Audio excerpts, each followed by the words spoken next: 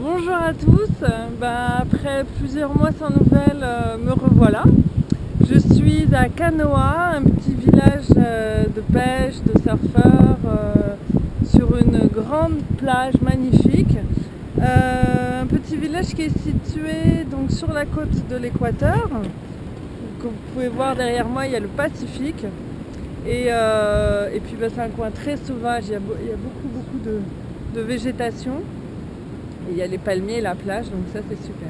Donc, comme vous voyez, il y a celle-là c'est l'heure des pêcheurs qui partent en mer et ils partent sur ces petites embarcations.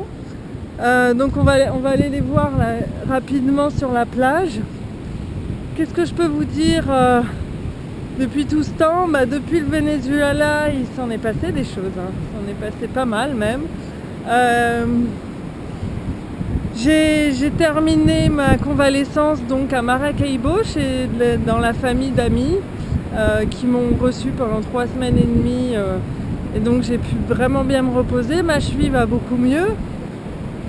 Ensuite j'ai passé la frontière du Venezuela à Colombie en pleine semaine sainte, donc c'était pas triste mais ça s'est très bien passé.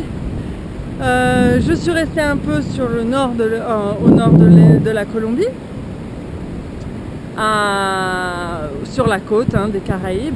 Et après, j'ai descendu la cordillère, donc toutes les montagnes. Je suis allée à Bogota où là aussi on m'a bien reçue. J'ai rencontré des gens formidables dans les associations animalières que j'ai visitées. Je vous raconterai tout ça. Et puis j'ai fini par descendre encore plus au sud de la Colombie, passer la frontière et arriver en Équateur. Là aussi, j'ai été superbement bien accueillie à Quito chez des amis. Et ensuite, j'ai rencontré également d'autres protagonistes de la protection animale. Beaucoup de choses ont changé, beaucoup de choses ont mûri dans mon projet.